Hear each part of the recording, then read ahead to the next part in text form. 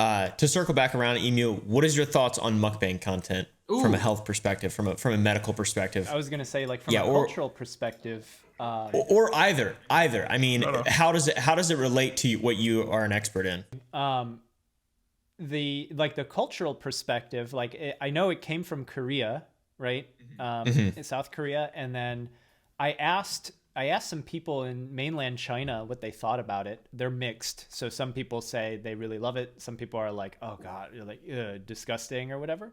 It's just kind of like personal preference. So there is like some diversity of opinion on it there. But just from a cultural standpoint, from me, I don't know. I don't watch it. Like if I'm eating, I don't want to have somebody, like, I don't want to watch somebody else eating with me. Right. But I would say it feeds into like the issue that it feeds into is that, you know, people will want to eventually pump their own numbers, and a lot of times like they realize, hey, we need to eat bigger. We need to eat, you know, something more unordinary, right? And so that's right. when it starts to become this negative feedback loop that becomes unhealthy. If you get to that point, not saying everyone does, but some people who do. It just kind of like, because what happens when the numbers go down and then now you have to become more extreme. But it doesn't happen to a lot of people, right? A lot of people, they just do very regular mukbang and that's it, right? And like, that's okay. To the point of Nikocado, maybe I don't know if I'm giving him more credit because I don't know him at all. I kind of feel in the back of his mind, there is going to be a point in time where he does change. But that's just me thinking, right? I don't know him as a person. I've watched a couple of his videos, but like I feel like there will be a point in time where something is going to turn for him, like just change all of a sudden. And then I don't know what comes after that. But when I saw him eat all the ramen noodles, because most of the stuff that I always see, it's like Takis and like fucking the ramen noodles that he eats. Yeah, weird like shit. he eats like 90 packets of a fucking spicy ramen noodle dish. And sometimes I always wonder, I'm like, would it have been different if he just like fucking ate it really quickly on camera and just started like fucking throwing it back up? You know what I mean? Like, because I always looked at the food that he ate, I'm like, it's just literally fucking ramen. Like, it's just fucking straight carbs that he's filling his stomach up. What if he just like threw this up afterwards? Because it reminded me of Shoe Nice, right? Like, Shoe Nice, obviously we all know, like, he used to just pop Everclear and like every fucking type of alcohol. When he did his Everclear video, I have to believe, and I'm not even conspiratorial, I think the man threw up after the video.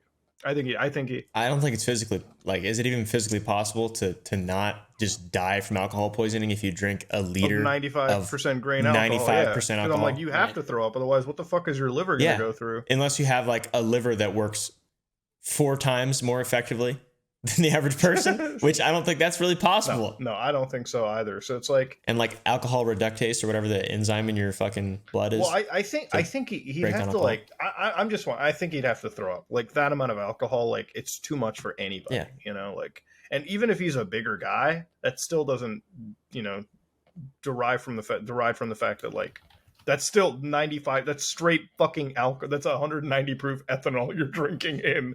You will die. So when I look at Nikocado, I'm like, what? Like, obviously he doesn't throw up the food. Let's not fucking split hairs here. But I'm like, maybe that might have been the one way anybody would have been trying to do like a mukbang, like, and survive in the long term. I feel like anybody that gets into it, like, there's not a long term goal. There's never been a long term goal. It's like, we're just gonna go do this day by day, and fuck if we die. I think YouTube in general, like, it puts you in the short term mindset. Like, you know, you talked about Steve will do it or whatever. He makes $1 million a month and then he spends $1 million that month. Like, they're people don't look at it long term. Yeah, I don't know. I feel like Nikocado, it's like maybe it's like make enough money in like a year or two, and then just like invest somewhere else, and then start to get fit. But like, I don't know. Once you're at that size, it really does fucking change you. Like, putting on weight is way easy. Losing the fucking weight is like substantially fucking harder. Yeah, like what's the likelihood you think that his arteries are hardened and there's like plaque deposits in his like heart and you know, I don't like there, because you can't really undo that. I think atherosclerosis can be like reversed to an extent, right? But you can't just undo all of it. Like relatively fit people. have some degree of plaque formation. Right. Yeah. And right. so for the reason it becomes dangerous is when it ruptures and then the blood clot forms inside, and then now you have like a full occlusion of the blood vessel supplying oxygen to the heart. So you're saying Mr. Avocado is not relatively fit according to your so like at my age for sure I have it, and it's like I'm not like I don't think I'm unfit, although I'm more out of shape now than I was 2 years ago. But I know for sure I have it, but it's just there is not a chance for it to rupture and create that blood clot to cause like a full occlusion of a blood vessel in my heart, right? So because like what I think so I've done a lot of research on health, but like internet, right? So it's not like real necessarily. There's no basis in study. So what I think he's saying when he's like talking about trying to reduce inflammation by not drinking the like sugary sodas, why he thinks it's okay to eat a Big Mac without drinking like a Dr. Pepper or a Coke, and how that's somehow healthier and how he's gaining weight healthily is like LDL, HDL, cholesterol. How the fuck do you have a Big Mac without a goddamn Dr. Pepper? I know, yeah, it's ridiculous. You just can't do that. LDL, HDL, right? Content, okay? They're not cholesterol. They're cholesterol transports, right? They transport cholesterol, and when they do so efficiently, that's how cholesterol is deposited in the arteries by LDL, HDL, cholesterol when those two things are not like operating efficiently because they're proteins, right? LDL and HDL. So then that's what causes plaque buildup. Essentially, is the inefficiency of LDL and HDL, which is caused by inflammation.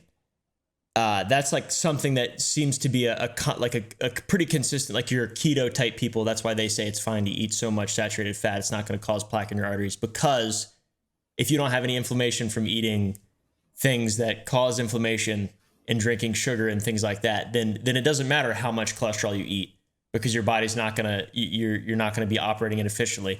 Which that just seems like that's what he's saying. I don't think that that's true. But that seems I know like his mindset when he says that. So speaking of angry comment section, again, you bring up the word keto and you'll get like an angry hornet's nest, and people think that you're attacking.